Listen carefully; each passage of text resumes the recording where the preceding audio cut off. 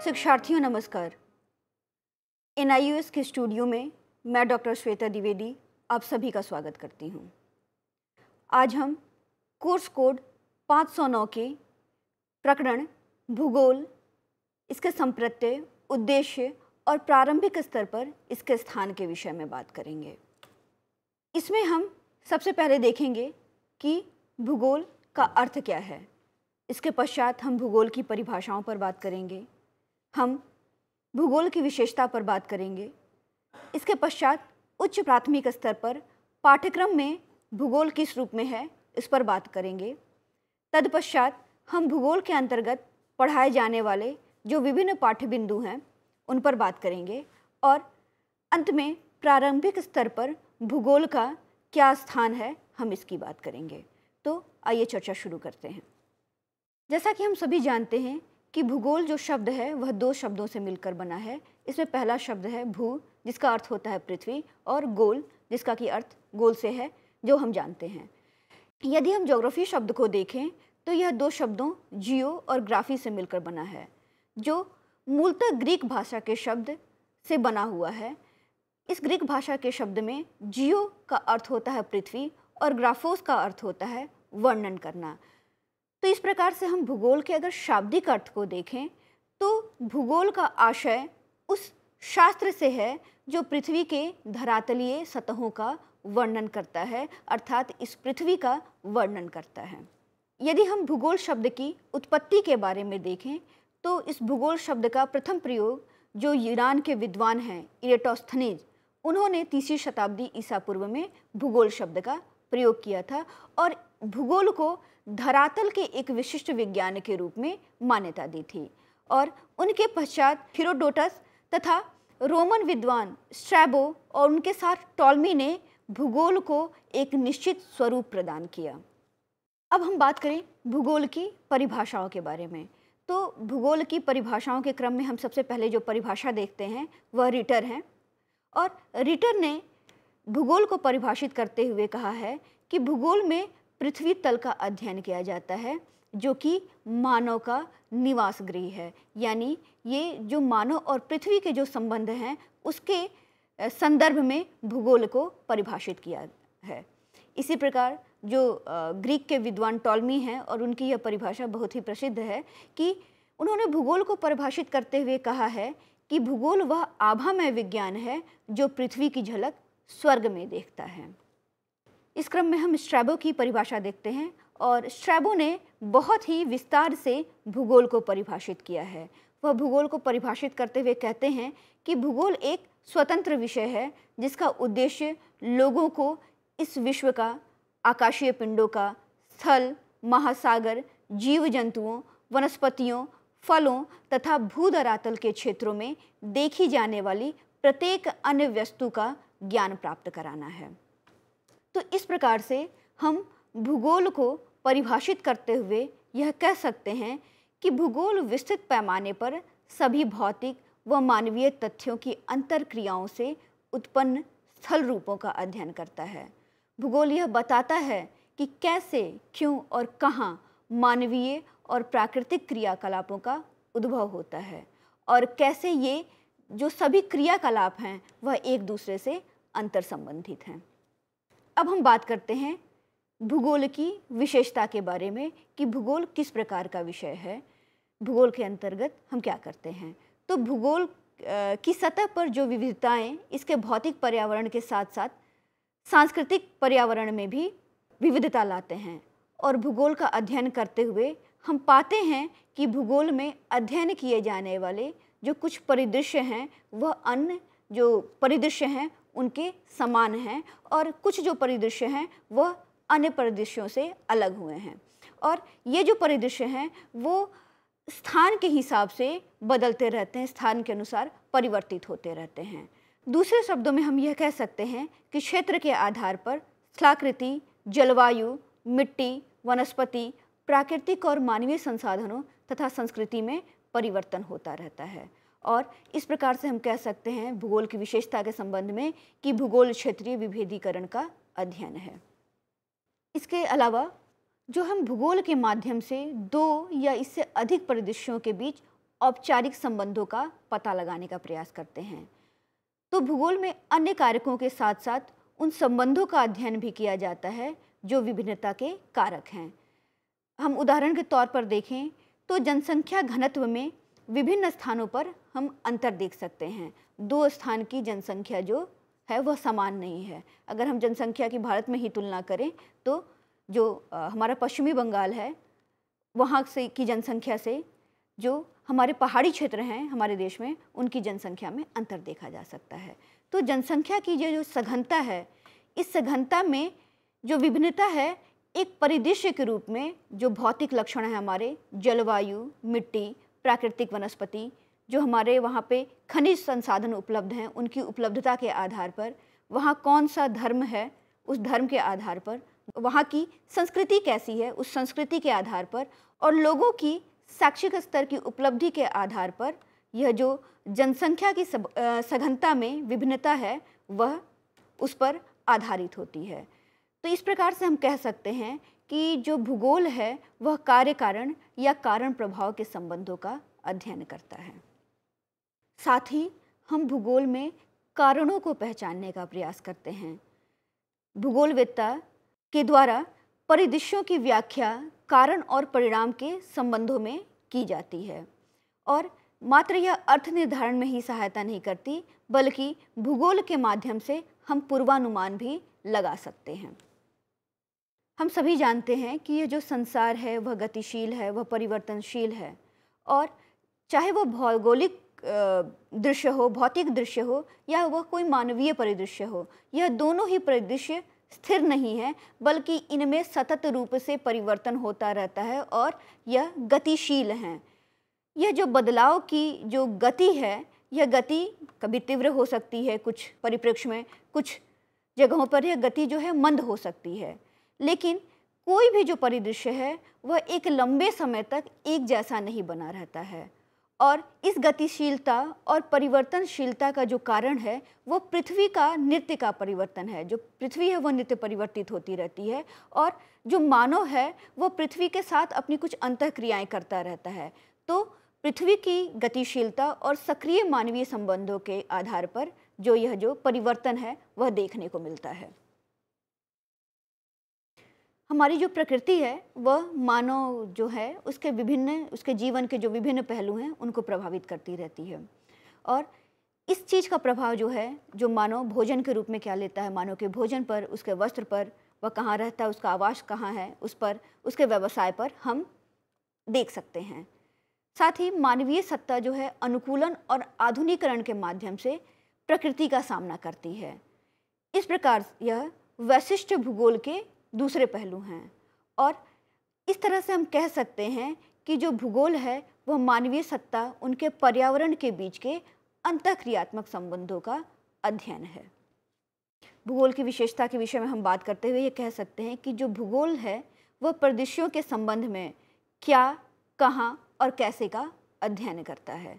इसके साथ ही भूगोल के अंतर्गत किसी स्थान की विशेषता का अध्ययन उसके भौतिक और मानवीय पहलुओं के संदर्भ में किया जाता है, और जो हमारे भूगोल के अध्ययन क्षेत्र हैं उसमें जो मुख्य हैं वह स्थलमंडल, जलमंडल, वायुमंडल और जैवमंडल, और हम इनका परस्पर भूगोल के अंतर्गत अध्ययन करते हैं। तो इस प्रकार से हम कह सकते हैं कि जो भूगोल है वह मानवीय ज्ञान को बढ़ाने में, मानवीय ज्ञान की वृद्धि में 3 प्रकार से सहायता करता है। इसमें जो पहला है कि विज्ञान से प्राप्त तथ्यों का विवेचन करके मानवीय वासस्थान के रूप में पृथ्वी का अध्ययन करना। दूसरा, अन्य विज्ञानों के द्वारा विकसित धारणाओं में अंतर्निहित तथ्य की परीक्षा का अवसर देता है, क्योंकि भूगोल उन धारणाओं का स्थान विशेष पर प्रयोग कर सकता है। इसके साथ ही भूगोल सार्वजनिक अथवा निजी नीतियों के निर्धारण में अपनी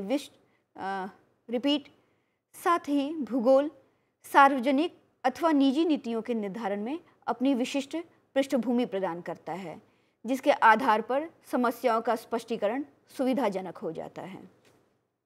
अब हम बात करते हैं कि उच्च प्राथमिक स्तर पर जो पाठ्यक्रम है उसमें भूगोल का क्या प्रयोजन है। हम सभी जानते हैं कि सामाजिक अध्ययन विषय विद्यालयी शिक्षा का अभिन्न भाग है, और यह जो विषय है यह देश के में हर जगह पे, हर विद्यालय में, हर प्रदेश में पढ़ाया जाता है। उच्च प्राथमिक स्तर पर सामाजिक अध्ययन विषय के अंतर्गत हम जिन विषयों को शामिल करते हैं उसमें हम इतिहास को लेते हैं, भूगोल को शामिल करते हैं, नागरिक शास्त्र, अर्थशास्त्र और समाजशास्त्र को हम सामाजिक विज्ञान के अंतर्गत या सामाजिक अध्ययन हम कह लें, सामाजिक अध्ययन के अंतर्गत शामिल करते हैं। यद्यपि सामाजिक अध्ययन के अंतर्गत पाठ्यक्रम में जो ये विषय शामिल किए जाते हैं इसमें देश भर में कोई अंतर नहीं है। हर राज्य में, हर जगह पे हमारे सामाजिक अध्ययन के अंतर्गत इन्हीं विषयों को शामिल किया जाता है। लेकिन बोर्ड के आधार पर या विद्यालयों के आधार पर जो सामाजिक अध्ययन विषय की जो पाठ्य पुस्तकें हैं उनमें हम बहुत ही अंतर देख सकते हैं। यह संभव है कि कुछ राज्यों में या कुछ विद्यालयों में सामाजिक अध्ययन के लिए मात्र एक ही पाठ्य पुस्तक हो और जिसमें इतिहास, भूगोल, अर्थशास्त्र, राजनीति शास्त्र से कुछ निश्चित पाठ हों, और वहीं पर ऐसा हो सकता है कि जो दूसरे पाठ्यक्रम हैं या दूसरे बोर्ड हैं या दूसरे विद्यालय हैं उनमें इतिहास, भूगोल, अर्थशास्त्र, समाजशास्त्र या राजनीति शास्त्र के लिए अलग अलग पुस्तकें हों।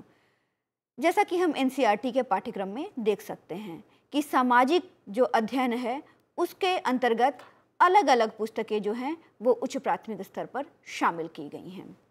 यदि हम उदाहरण के रूप में देखें तो हम एनसीईआरटी की कक्षा 7 के सामाजिक अध्ययन के पाठ्यपुस्तक का उदाहरण ले सकते हैं। हम देखेंगे कक्षा 7 की पाठ्यपुस्तक में इतिहास के अध्ययन के लिए जो पाठ्यपुस्तक है उसका नाम हमारा अतीत है। समाजशास्त्र और राजनीति शास्त्र के लिए सामाजिक और राजनीतिक जीवन है, और भूगोल के लिए हमारा पर्यावरण पाठ्यपुस्तक है। इस प्रकार हम देख सकते हैं कि सामाजिक अध्ययन के लिए कक्षा 7 में 3 अलग अलग पाठ्यपुस्तकें शामिल की गई हैं। वहीं पर अगर हम यूपी बोर्ड में देखें तो कक्षा 7 के लिए इतिहास और राजनीति शास्त्र जो है वह एक पाठ्यपुस्तक में है जिसका नाम हमारा इतिहास और नागरिक शास्त्र है, और वहीं पर भूगोल के लिए पृथ्वी और हमारा जीवन पाठ्यपुस्तक है, यानी कि कुल 2 पाठ्यपुस्तकें पाठ्यक्रम में शामिल की गई हैं। ऐसा हो सकता है कि सामाजिक अध्ययन के लिए कुछ राज्यों में या कुछ स्थानों पर मात्र एक ही पाठ्यपुस्तक हो। तो इस प्रकार से पाठ्यपुस्तकों में अंतर देखा जा सकता है, जो हमारे नंबर जो हैं पाठ्यपुस्तक की जो वो अलग अलग हो सकती हैं। तो इसमें यह हो सकता है कि जहां मात्र एक पाठ्यपुस्तक हो और उसी में इतिहास, भूगोल, राजनीति शास्त्र, अर्थशास्त्र और समाजशास्त्र के पाठों को सम्मिलित किया गया हो, वहाँ पर प्रत्येक विषय की जो सीमाएं हैं वो आसानी से दृश्य नहीं हैं, और इन विषयों से लिए गए विषय वस्तु निश्चित सामाजिक परिदृश्य और प्रक्रियाओं के अध्ययन के लिए आपस में घुल मिल गए हैं। यानी कि राजनीति शास्त्र में अर्थशास्त्र भी आ जाता है, समाजशास्त्र में ये जो हमारे जो ये इनकी सीमाएं हैं, यह सीमाएं जो हैं बहुत ही स्पष्ट नहीं हैं।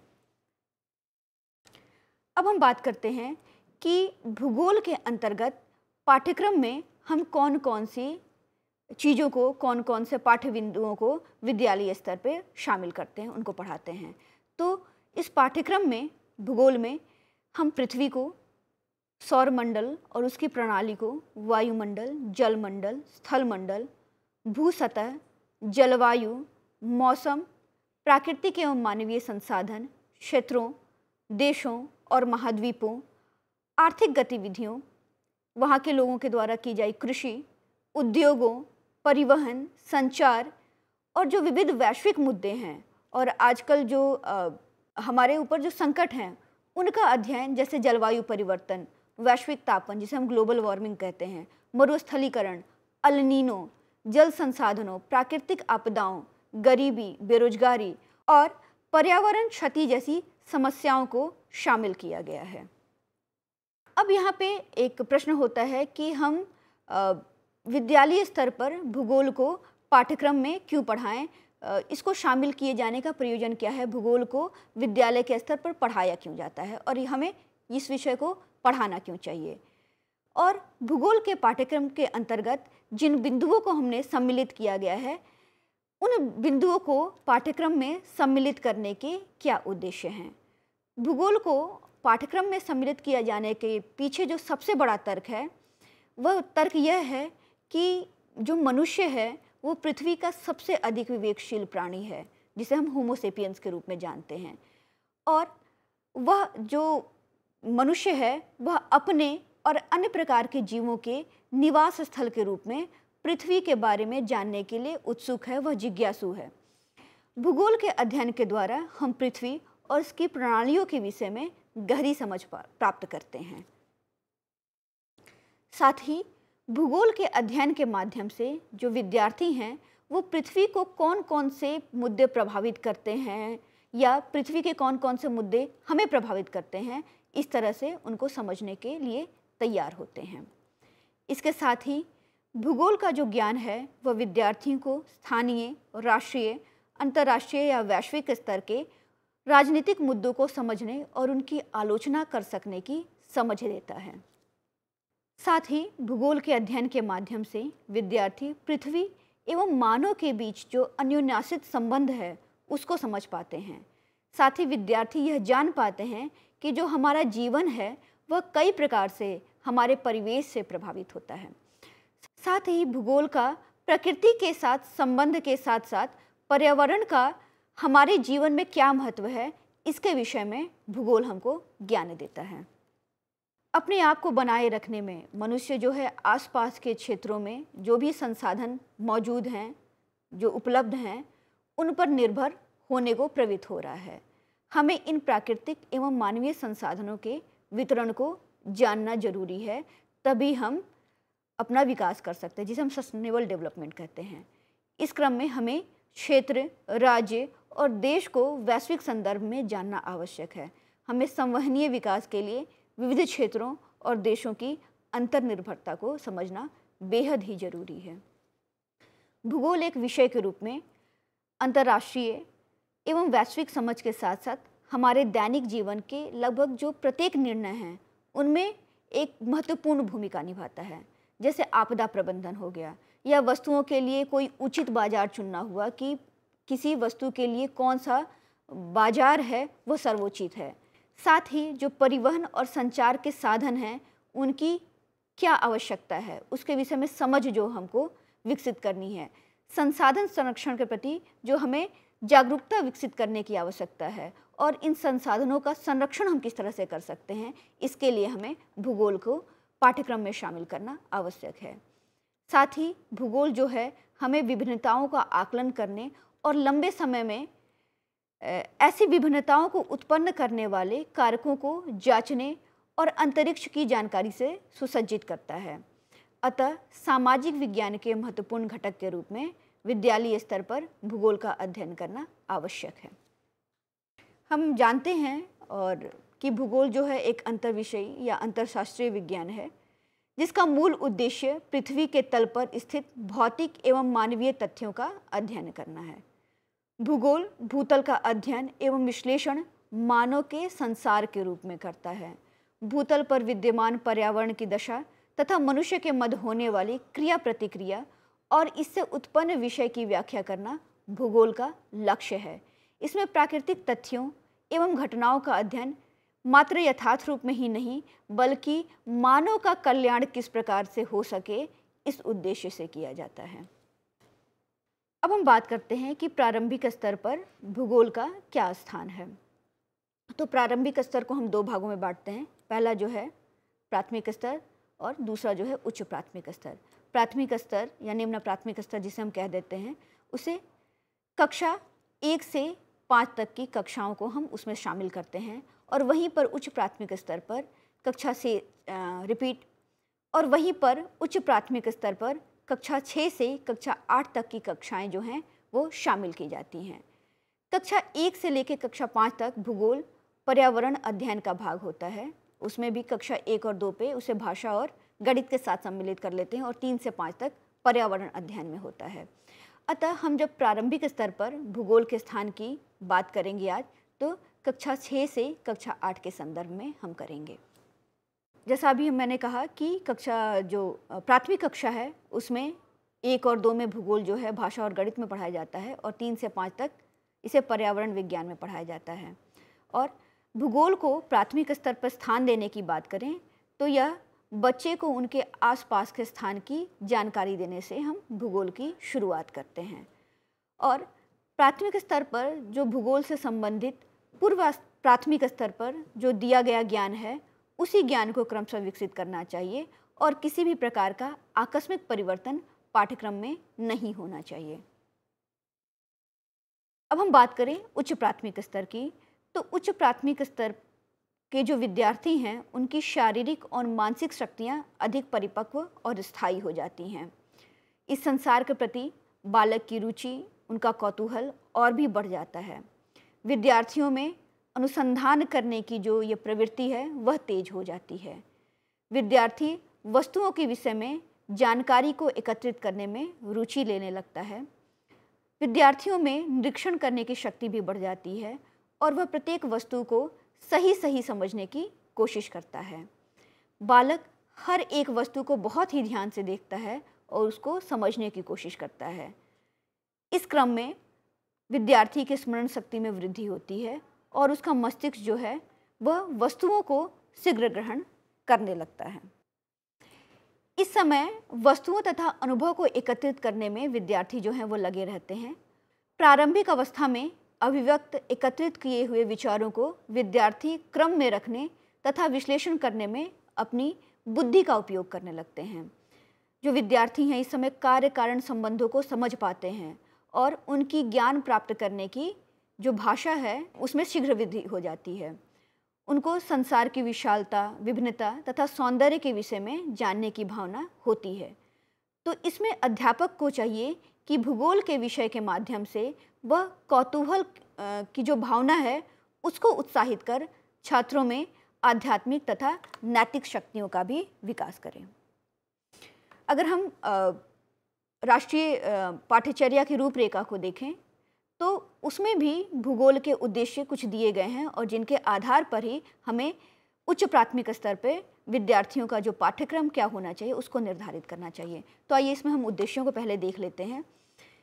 पहला जो उद्देश्य है, मानव जाति के निवास और जीवन के अन्य रूपों के रूप में विद्यार्थियों में पृथ्वी के संबंध में समझ विकसित करना। विद्यार्थियों को वैश्विक संदर्भ में उनके क्षेत्र, राज्य और देश के संबंध में अध्ययन करने का अवसर देना। विद्यार्थियों को आर्थिक संसाधनों के वैश्विक वितरण और वैश्वीकरण की चल रही प्रक्रिया से परिचित कराना। विभिन्न क्षेत्रों और देशों के परस्पर निर्भरता की समझ को बढ़ावा देना। तो हम राष्ट्रीय पाठ्यचर्या की रूपरेखा के आधार पर और उच्च प्राथमिक स्तर पर विद्यार्थियों के शारीरिक, मानसिक एवं संवेगात्मक विकास को ध्यान में रखते हुए जिन बिंदुओं को पाठ्यक्रम में शामिल करना चाहिए वो इस प्रकार से हैं। इसमें सबसे पहले गृह प्रदेश का व्यापक अध्ययन शामिल किया जाना चाहिए। इसमें स्थानीय क्षेत्र की जलवायु, वनस्पति की प्रकृति, जनसंख्या, सामाजिक तथा सांस्कृतिक परिचय, आर्थिक क्रिया परिचय, कृषि, उद्योग, व्यापार, आवागमन, परिवहन सुविधाएं और यातायात के प्रमुख साधन एवं मार्गों को लेना चाहिए। साथ ही जो विश्व के प्रमुख देश हैं उनके बारे में जानकारी दी जानी चाहिए। महाद्वीपों के बाद इस स्तर पर प्रमुख जो देश हैं उनकी जानकारी दी जा सकती है, जैसे संयुक्त राज्य अमेरिका हो गया, रूस, ब्रिटेन, फ्रांस आदि जो देश हैं उनका जो भौगोलिक परिचय है, उनके जलवायु के बारे में उसका ज्ञान देना चाहिए। वहाँ के प्रमुख जो उद्योग धंधे हैं और आर्थिक क्रियाएं हैं उनका ज्ञान दिया जा सकता है।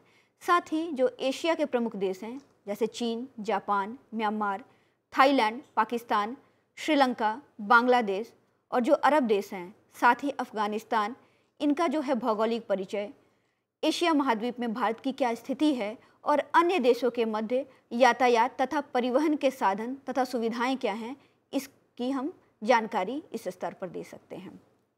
साथ ही विश्व की जो प्रमुख समस्याएं हैं उनके बारे में हम विद्यार्थियों को जानकारी दे सकते हैं। और जैसा हमने बात किया कि इसमें जलवायु परिवर्तन, वैश्विक तापन, मरुस्थलीकरण, इन सारी चीज़ों की जानकारी विद्यार्थियों को दी जा सकती है। साथ ही इस क्रम में हम संयुक्त राष्ट्र संघ के बारे में भी विद्यार्थियों को जानकारी दे सकते हैं। अब हम बात करते हैं कक्षा 6, 7 और 8 पर। तो कक्षा 6 में हम गृह प्रदेश के अध्ययन को ले सकते हैं। इसमें गृह प्रदेश की स्थिति, प्राकृतिक वनस्पति, जलवायु, वर्षा, पवन, मुख्य उपज, अन्य उत्पादन, सांस्कृतिक परिचय, वहाँ पे के जो मेले और समारोह हैं इनका अध्ययन किया जा सकता है।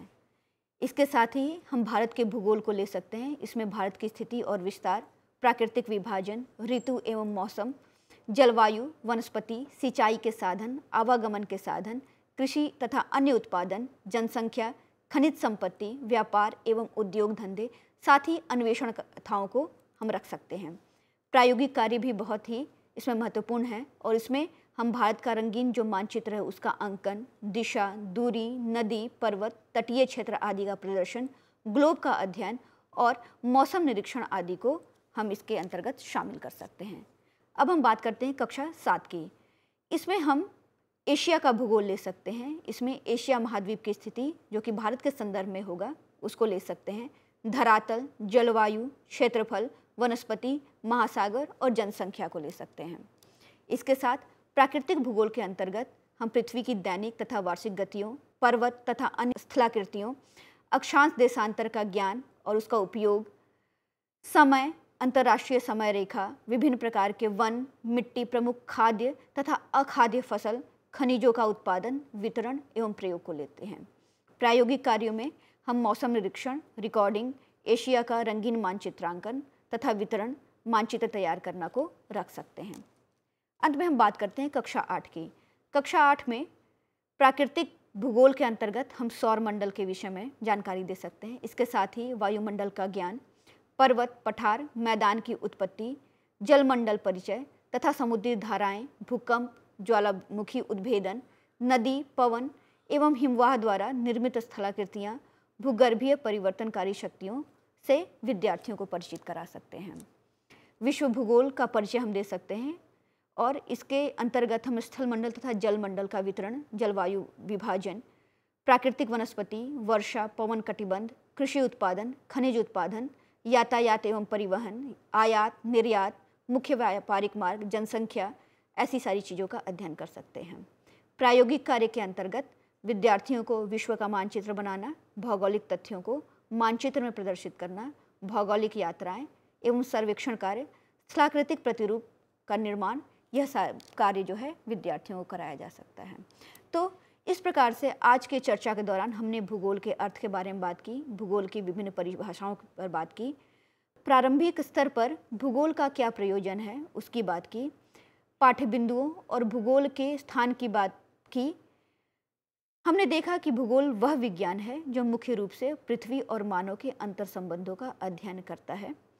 पृथ्वी और मानव के संबंधों को समझने हेतु भूगोल का जो ज्ञान है वह प्रारंभ से ही विद्यार्थियों को दिया जाना आवश्यक है। तो आज की चर्चा में बस इतना ही। पुनः अगली चर्चा में मिलेंगे। धन्यवाद।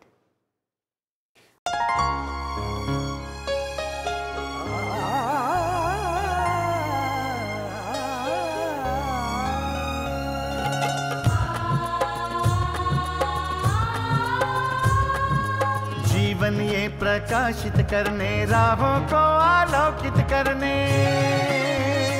हम अपना दीपक स्वयं बने, हम अपना रास्ता स्वयं चुने।